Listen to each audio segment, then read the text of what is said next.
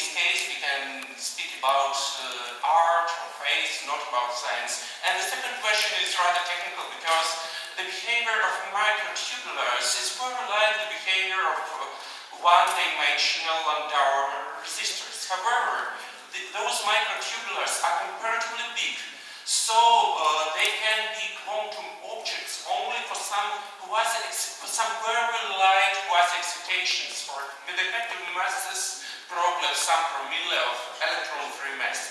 What that can be? Thank you very much. Перекладую.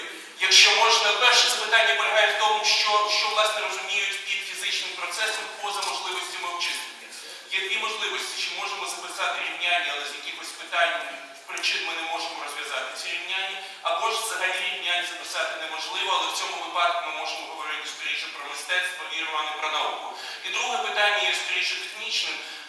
Ці мікротюбули поводять себе значною мірою як одновимірні ландауерівські резистори, це об'єкт відомий з квантової механіки, проте вони порівняно великі. Отже, квантовими об'єктами вони можуть бути лише для квазизбуджень з дуже малою ефективною масою, десь проміли від вільної маси вільного електрона. Що б це могло бути? Дякую.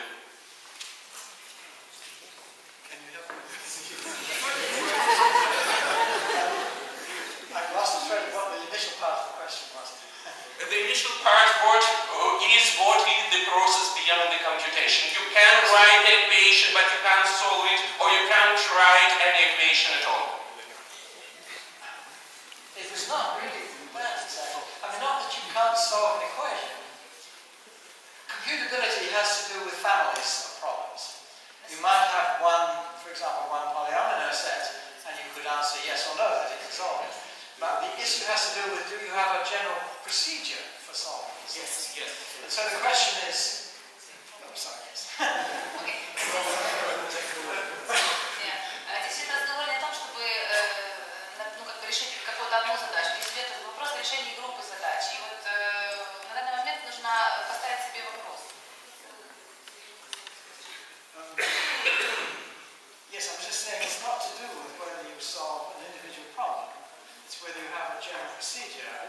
Это не о том, разговор идет не о том, чтобы решить какую-то отдельную индивидуальную задачу. Просто это о том, что можно ли разработать какую-то процедуру, которая могла бы решать.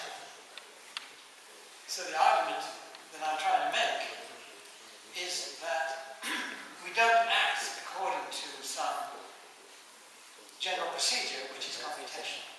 То, что я хочу сказать, моя мысль о том, что то, как мы действуем, то, как мы, какое у нас поведение, да, мы не можем, это не может пойти за рамки какой-то вот системы действий, то есть это не может быть расчетной какой-то системой. Это идет за грани вот простого расчета математического. И вот там что-то в конце было.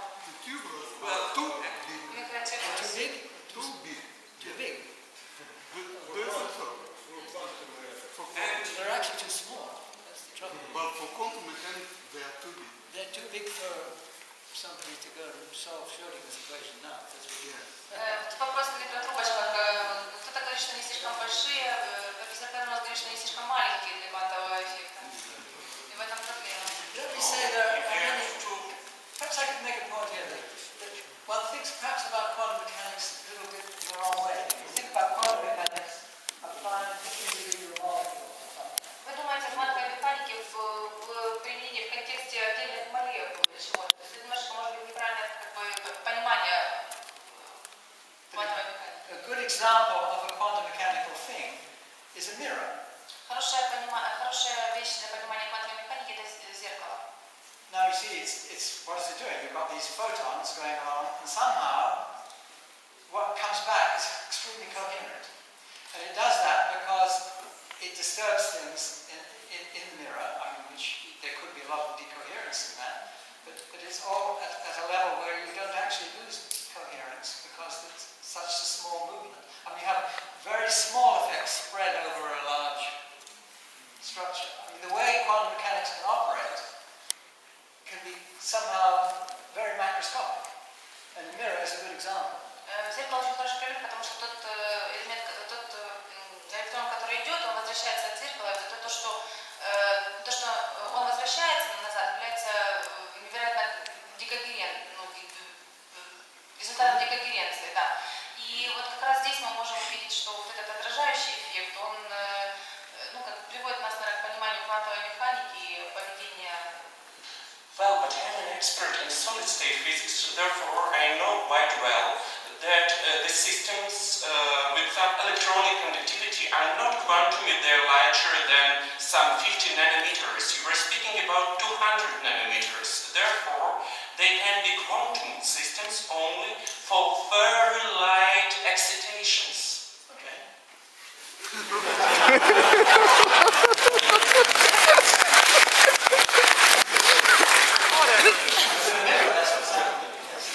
So, yeah, the point is not so much that.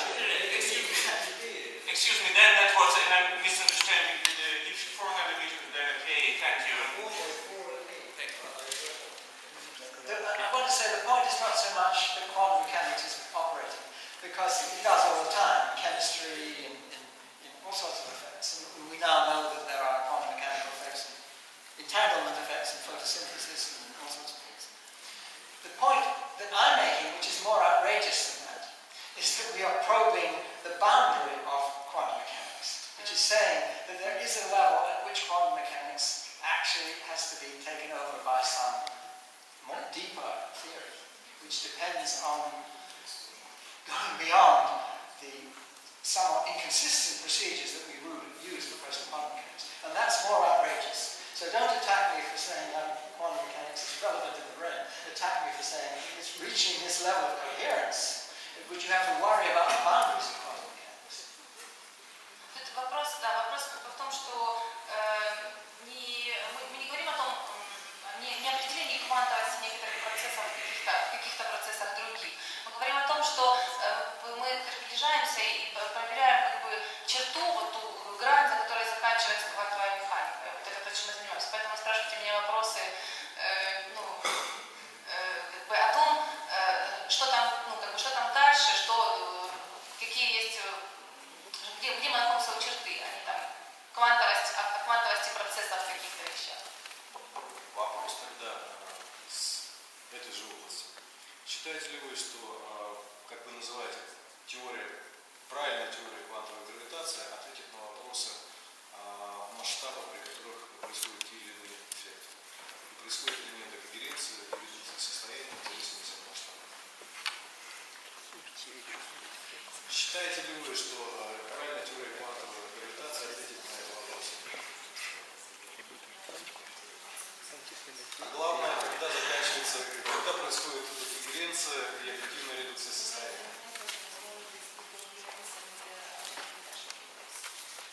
Let me first of all comment on the term quantum gravity.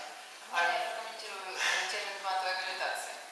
I was a little bit unwise, I think, in The Emperor's New Mind Я был немножечко неразумным в новом уме короля, to refer to correct quantum gravity. чтобы обращаться и использовать термин правильная квантовая гравитация. This being rather an implication that all theories to date, or to that date, were incorrect. Это значит, что все теории до настоящего момента были неправильными. But the point I should really say is I don't really mean quantum gravity. Но тот момент, который я хочу сказать, что это не то, чтобы я считаю, что квантовая гравитация, Because that term implies that we are applying known rules of quantum mechanics to the phenomenon of gravity. мы применяем принципы квантовой механики к гравитации. Whereas what I really believe is that the known rules of quantum mechanics are not correct when in the context of gravity. Я считаю, что известные правила квантовой механики не являются правильными, корректными в теории гравитации. So that the term quantum gravity, whether correct or incorrect, is an inappropriate term. То, что вот само слово правильная теория гравитации, это само по себе неправильное слово. We want that theory which supplants quantum mechanics and makes sense of the measure paradox. Мы хотим ту теорию, которая показывает какой-то смысл в измерительном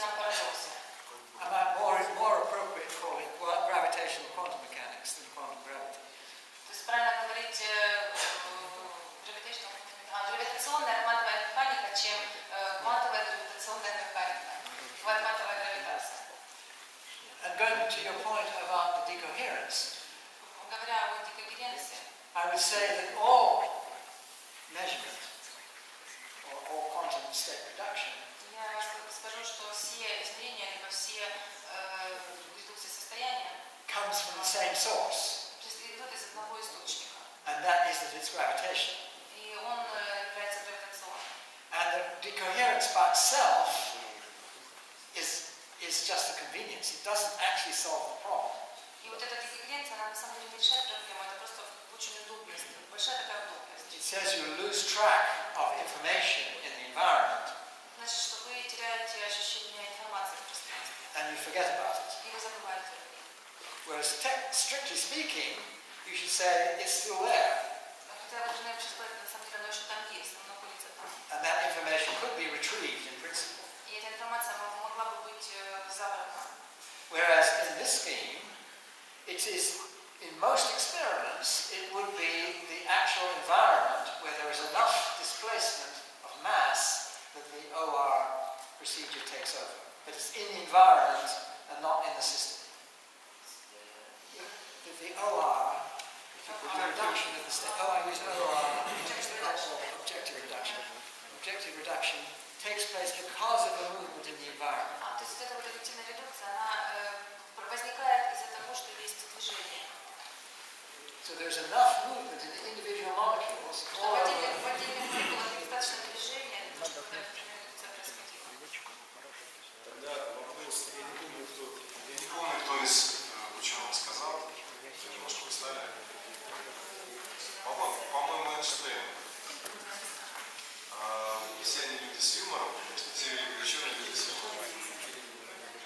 Когда он спросил об этом явлении, что действительно думаете, что Луна находится на месте только тогда, когда я на нее смотрю?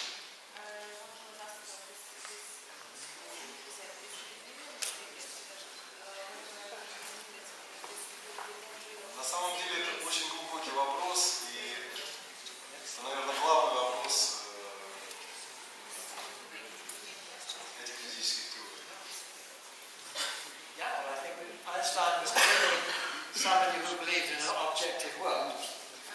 Эйнштейн как раз был, наверное, человек, который верил в объективный мир.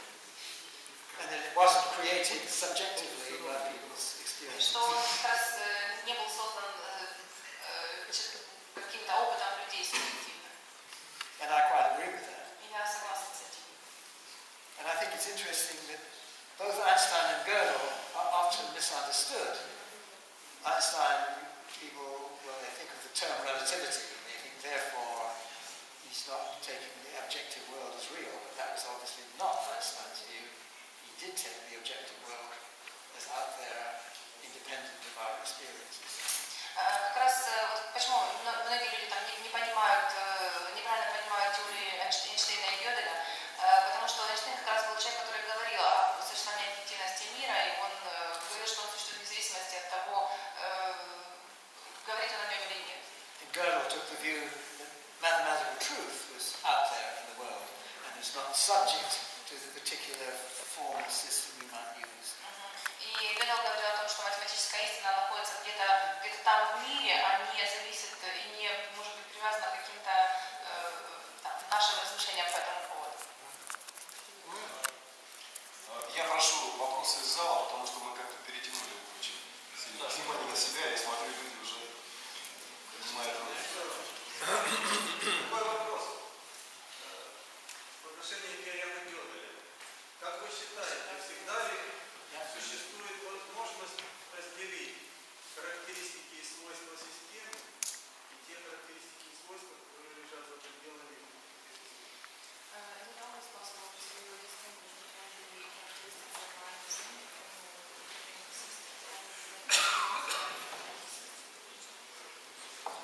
Unfortunately, it's one of these unsolvable problems in the sense that there is no systematic procedure to know.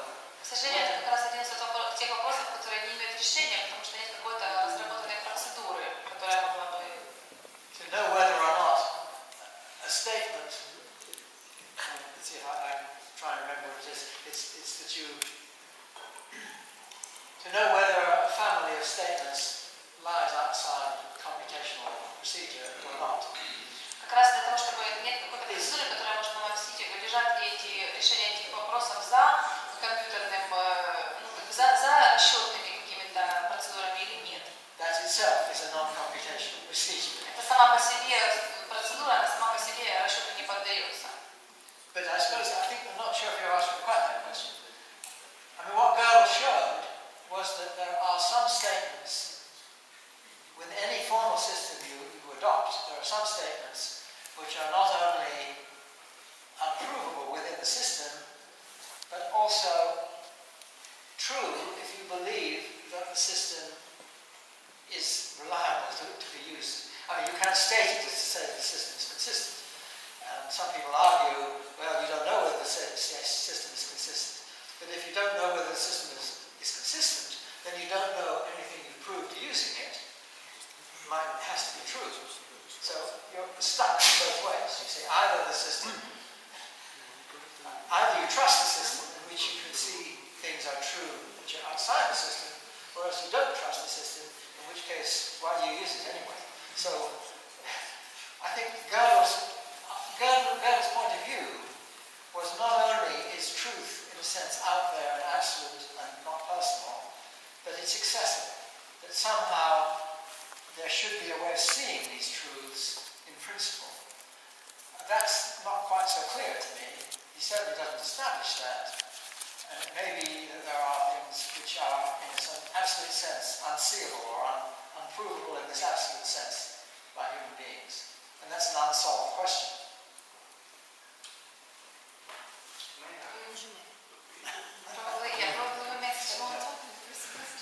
Yes, sir.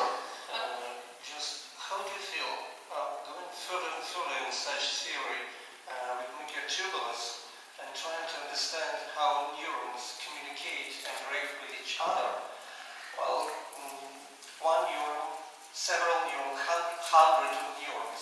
When, on what level of complexity, not even a concept, but just one thought appears? Well, I would certainly take the view that most actions of the brain are unconscious. And I would think the cerebellum, for example, seems to be pretty well entirely unconscious, although I believe it's slightly controversial. It's pretty well entirely unconscious. So it's certainly not true that lots and lots of neurons acting together in some complicated way activate consciousness. Something else has to be involved.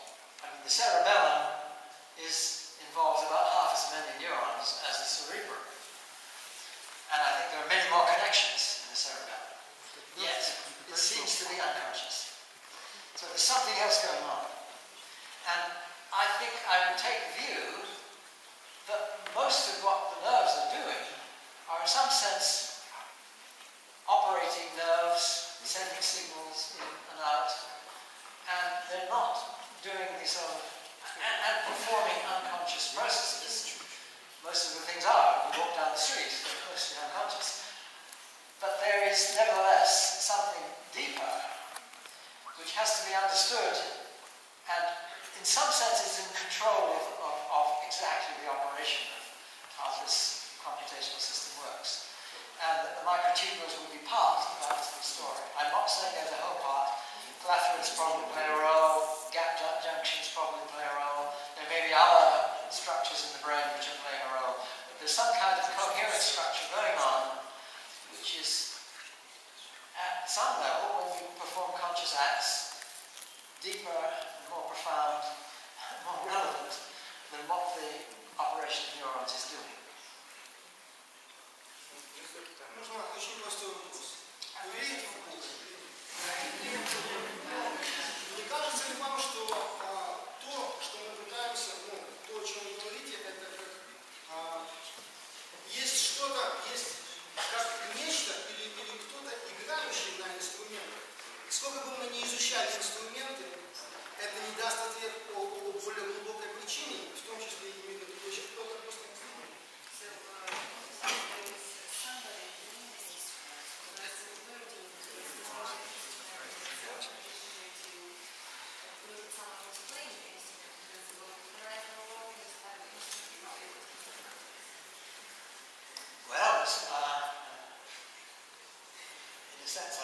that's what I'm trying to grope for here.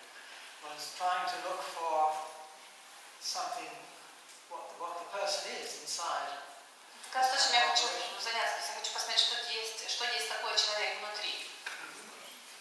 And I think the point of view, I often don't emphasize, my colleague Stuart Hammerott, whom I mentioned in connection with microtubules, often tries to put this in a different way. And he's actually right, but I feel uncomfortable every time he says it. Because the operation of state reduction, according to this scheme which I've been talking about, he says it's sort of fundamental space-time structure. And in a sense, that's true. I'm saying that it's very deep in the operation of the world. It's not simply what's going on in our conscious brains. It's happening all the time in the world. And it's something we don't understand. And the thing is, it's almost always disorganized. And that's why we don't need to understand it. It's in the environment and it behaves randomly and you don't worry about it. Whereas in our brains, it's somehow coherently organized. And it's taking out something which is out there already and making use of it. And this is, I think, a way of looking at things which is, okay, I agree with that. May I ask a question about microtubules? As I heard that microtubules can be explained using modern quantum mechanics, but have you met approaches about, for example, in terms of quantum dynamics, only because of collective effects, all effects that microtubules have, these different properties that they have. I meant some models when in many body problem we only use middle field, and using that we sorry, because I maybe You could try Russian or you probably Окей. В задачах многих тел мы используем среднее поле для того, чтобы описать многочастичную систему. Таким образом, у нас за счет...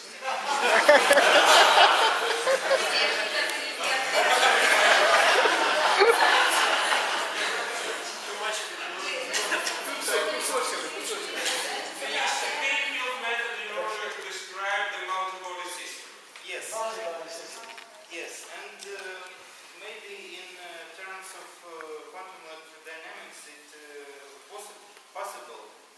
The problem is that we don't know how to solve n-body problems. Yeah, I understand. I guess I understand what you're saying.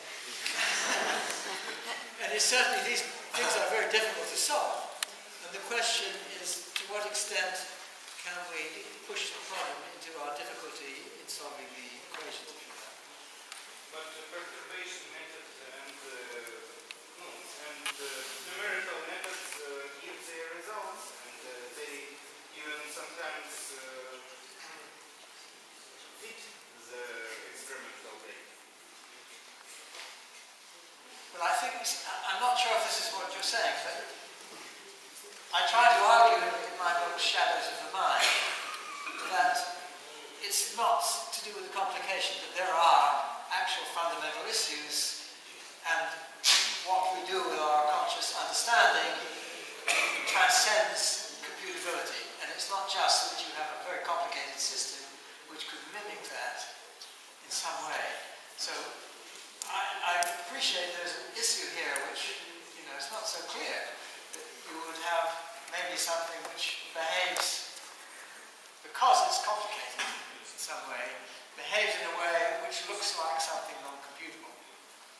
I mean, it's partly, it's not something which I can really address in a few words. I tried to address this question in Shadows of the Mind, maybe not satisfactorily, but I did my best. And I think that it's not the case. It's merely that we don't see how to solve these equations in practice, that they're so complicated. And that there is something of a profound character beyond the complication, which has to be addressed by some system which is not computed. But I can see there's an argument there which needs to be taken. The next question, let's say, seeing that Я прошу прощения, маленькое замечание. Я напоминаю, що пішла вже четверта година. Тільки це можу казати. І маленьке прохання,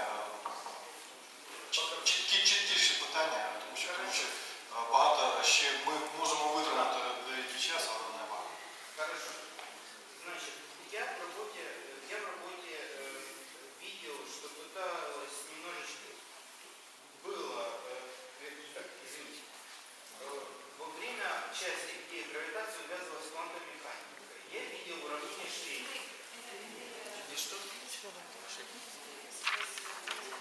Підійдіть, візьміть мікрофон, будь ласка, так мене. Но я, насколько я помню, вообще-то гравитация уже не выполняется принцип суперпозиции. И уравнение Эйнштейна, оно не линейно.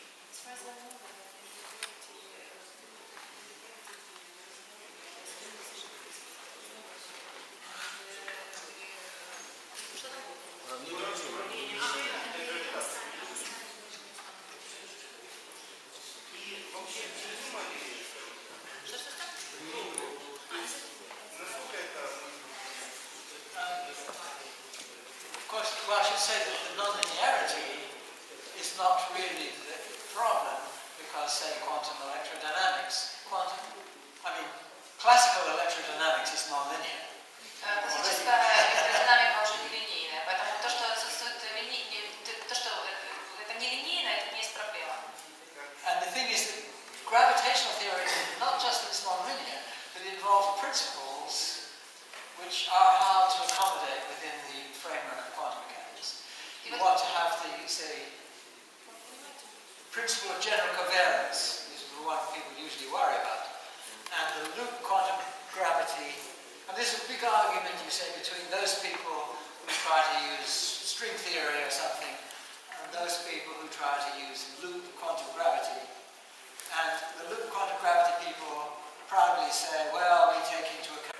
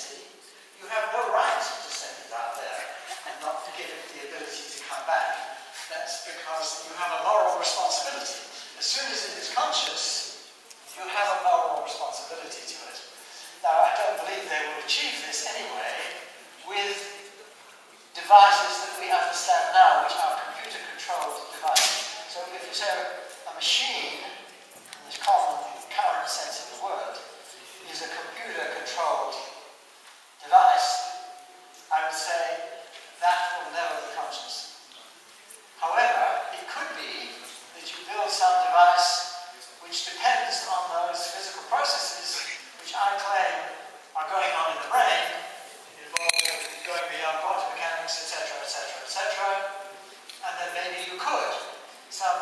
just that in the future Frankenstein will build the monster which will be conscious. Maybe. I'm glad I won't live to that time. But I don't see any argument against it. I think that it's nowhere within current possibilities. I don't think it's a current problem. And I think probably many other problems will engulf us before that might pass.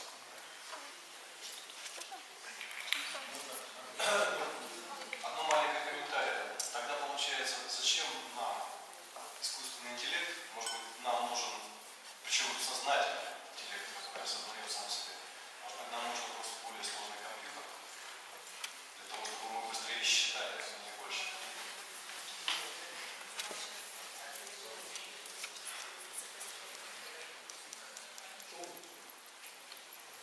Well, my view, of course, is that consciousness is actually effective, so it does things that the computer would not do. And so I'm saying there's a difference. And you might say that on a distant planet, you would need that ability to make it worth the money. But sometimes we need walking stick. Well, yes. Really, Sir Roger, because I noted that you used the word Frankenstein. So the creation should be evil if we are speaking about Frankenstein. I hope I said that. Yes, I know. I said this a Frankenstein of the future would be able to construct such and such. I hope I used that correctly. Well, I'm representing actually a biological minority in this excellent group of people, and I think you've been asked this question before.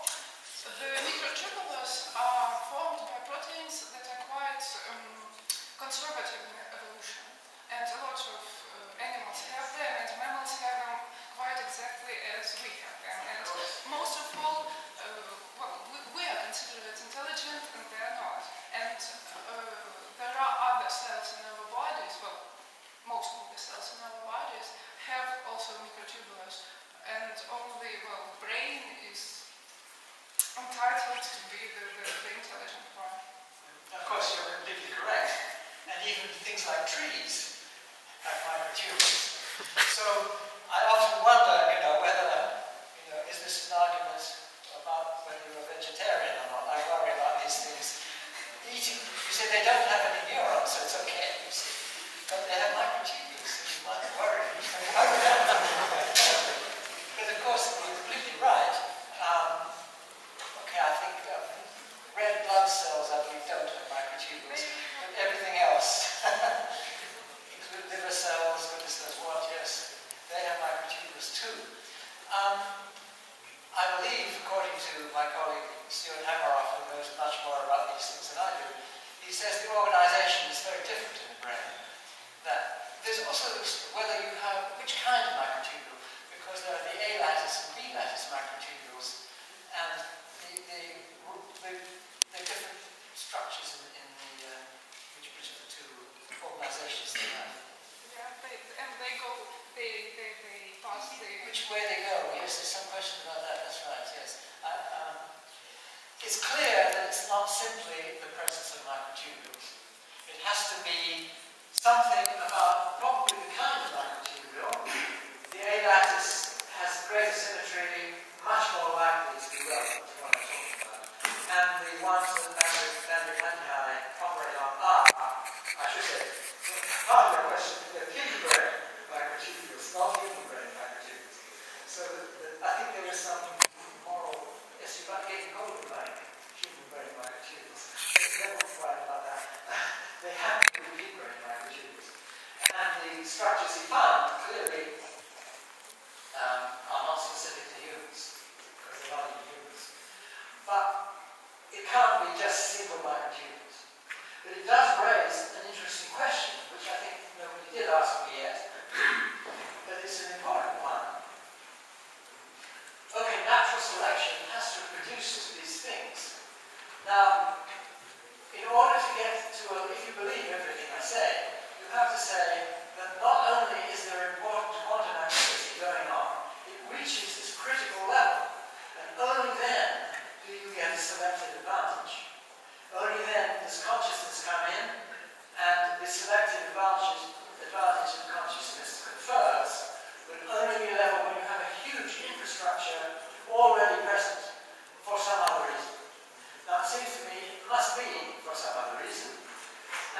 microtubules, if they are playing an important role in providing a basis of quantum coherent activity, that will be nothing to do with the quantum state reduction, the OR scheme I've been talking about. It's already to do with quantum processes being beneficial to the system.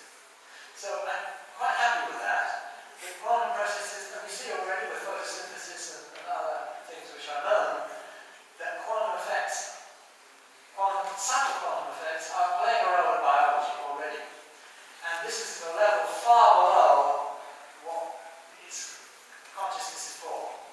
And also I'm trying to say it's not just humans, because I think that the line between human beings and other animals is a very delicate one, and I don't think it's important for this discussion.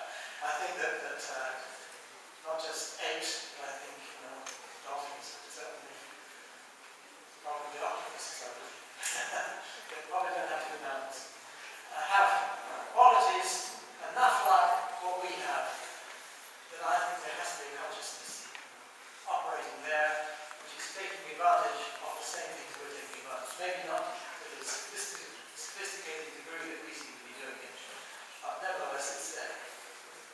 And so it must be something more than just the preserving of a conscious coherent activity. It must be something in the organization which is absolutely basic, fundamental to it. So I think I agree with the implication of your question.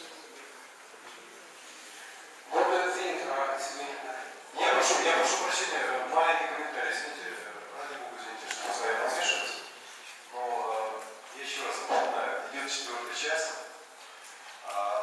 вопросов мы можем еще 4 часа сидеть, по-моему, совершенно без всякого движения. Но я предлагаю последний вопрос, вот уже говорит микрофон. Вот. И, может, давайте два, чтобы уже справедливо. И просто объявляю, что будет лекция 30 числа в Политехническом университете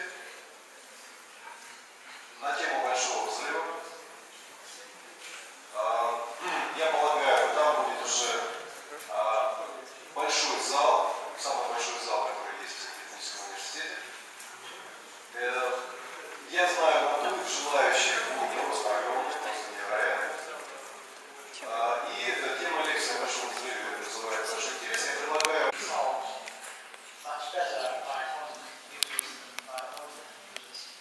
Basically, these class problems, as far as I understand it, they're basically one class problem.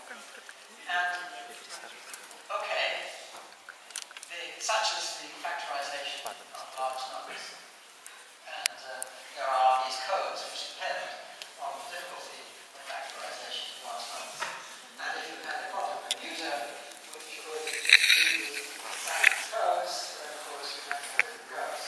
But it seems to me that's very limited.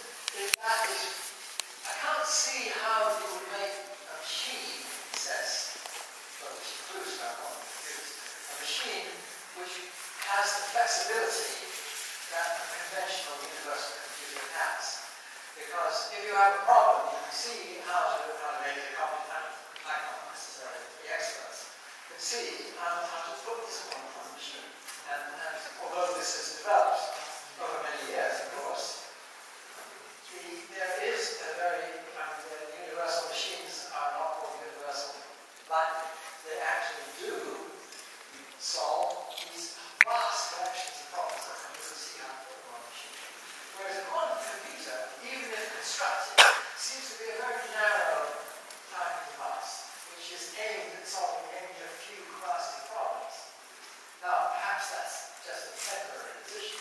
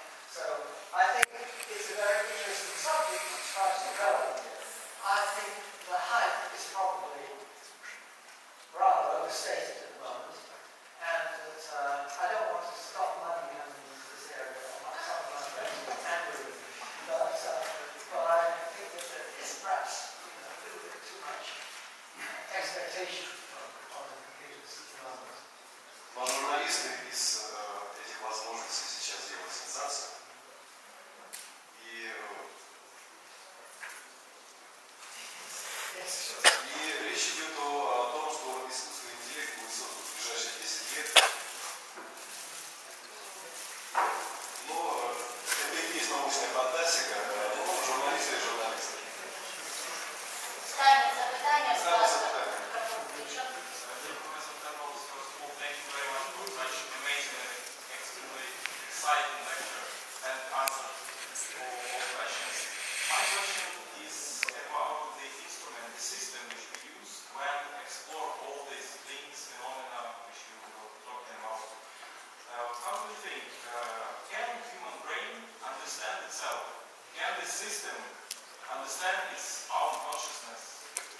Well, of course, that's Will it be a collision when we understand our own brains? That's also a good question. I think it would be contradictory to understand completely, because you would, if you run into paradox, you would say, well, I understand what I'm going to do and I'm going to do something different. I mean, that sort of thing runs into paradox. However, understanding the general principles underlying what consciousness is, how we behave, and so on, doesn't seem to me to be necessarily impossible. What that means exactly is not totally clear. I tend to be optimistic, if that's the right word, I'm not sure it is, optimistic about not having too many limitations on what we can understand. So I think, of course, there will be things that are so complicated that it will be difficult for people to understand. Usually the difficult things to understand are not difficult because they're complicated, they're difficult because of the level of sophistication. The conceptual ideas are difficult. So Einstein's general theory of relativity is very complicated if you want to use it, but that's not the point. The point is getting your mind around some of the conceptual ideas which are very profound. Quantum mechanics is worse in that respect. But it's worse partly, I think, not just because the ideas are difficult conceptually, but because the ideas are contradictory conceptually. And it's because we have this conflict between the U and the R, as I mentioned in my talk, that they are in contradiction. You see, why does a measuring device not satisfy the Schrödinger equation? It should. So you have basically the contradiction with my contradiction. So there is undoubtedly, I'm guessing, I think that whatever theory does come to supplant quantum mechanics to extend it, so that quantum classical will be two limits of this quantum theory, the main obstruction to that theory is not its complication, but its sophistication, its subtlety, its depth. So we already see in general relativity how it supersedes Newtonian theory, but it doesn't supersede it in, you still use Newtonian theory to almost everything. GPS, the world of existing systems, we need GR. That's the one example. We know we need general relativity, space travel, there. But you can make a few corrections to use theory. You don't need a lot of sophistication. However, it's a different way of looking at the practice. It's just completely different. And I think that's what we need to do. Looking at the subject from a completely different angle. And in that different way of looking at it will be a resolution of these paradoxes. I'm not sure I answered the question. Ми дуже всім вдячні. І давайте подякуємо ще раз.